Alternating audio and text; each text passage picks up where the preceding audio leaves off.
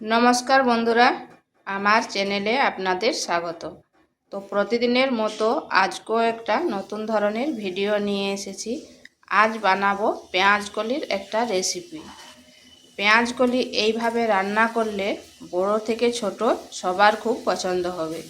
তো চলুন দেখে নেওয়া যাক আমি কিভাবে এই রেসিপিটা রান্না করি। এখানে নিয়েছি পেঁয়াজ কলি, এরপর পেঁয়াজ কলিগুলো কেটে নেব।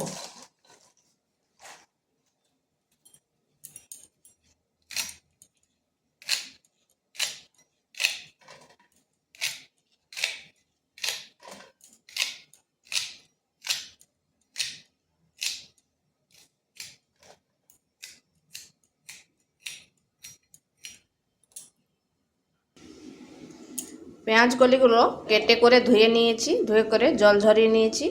নিয়েছি একটা আলু, একটা পেঁয়াজ আর টমেটো।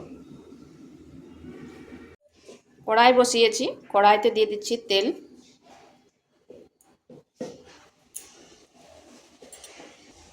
দিয়ে দিচ্ছি শুকনো লঙ্কা, কালো জিরে। এরপর দিয়ে দেব কেটে রাখা পেঁয়াজটা।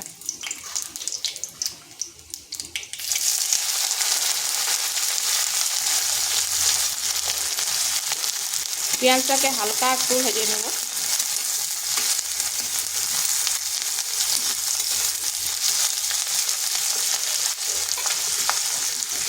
দিয়ে দিচ্ছি আলুগুলো।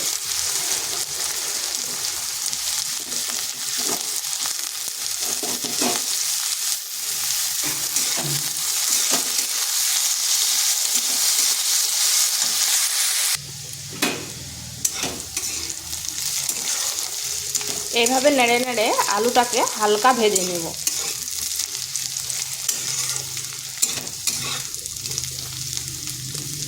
একটু সময় ধরে ভাজতে হবে।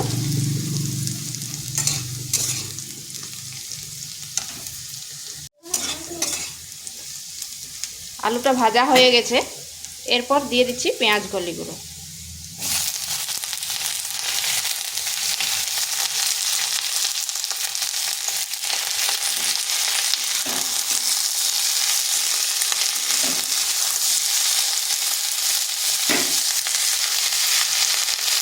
দিচ্ছি পরিমাণ মতো লবণ আর হলুদ গুঁড়ো।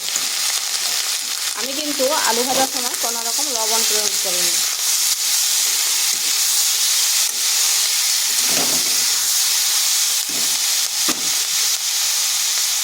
দিয়ে দিচ্ছি কাঁচা লঙ্কা।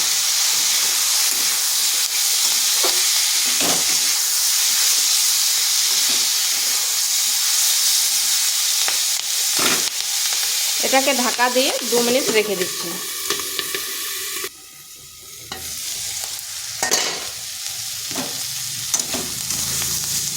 দু মিনিট পর ফিরে আসলাম, আর পেঁয়াজ কলিটাও হালকা ভাজা হয়ে গেছে।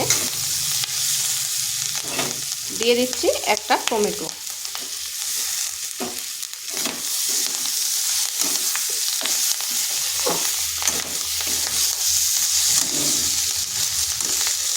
আঁচটা স্লো আঁচে রেখে এইভাবে ভাজতে হবে।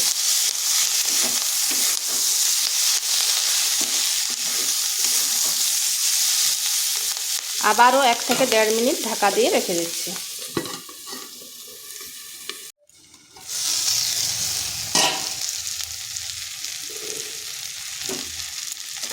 মাঝখানে একবার ঢাকাটা খুলে নেড়ে দিয়েছিলাম। আর এখানে আমি কোনো রকম জল ব্যবহার করিনি। এইভাবেই কিন্তু ভেজে নিলে এর টেস্টটা দুর্দান্ত হয়। আর দেখুন আলুগুলো কিন্তু খুব সুন্দরভাবে সেদ্ধ হয়ে গেছে। এটা একটু সময় নিয়ে ভাজতে হবে।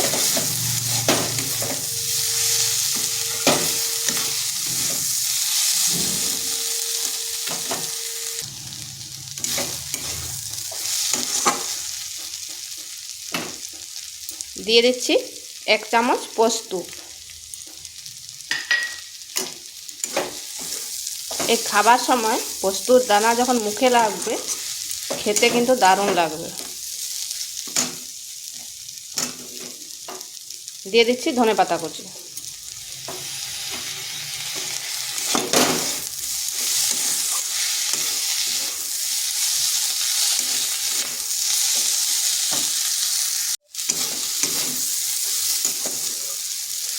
দেখুন দেখতে কতটা লোভনীয় হয়েছে। এইভাবে একবার বাড়িতে রান্না করে দেখবেন, খেতে অসাধারণ লাগে। আর ভিডিওটা ভালো লাগলে লাইক, শেয়ার, কমেন্ট অবশ্যই করবেন। আর নিত্য নতুন রেসিপি পাওয়ার জন্য চ্যানেলটিকে সাবস্ক্রাইব করবেন।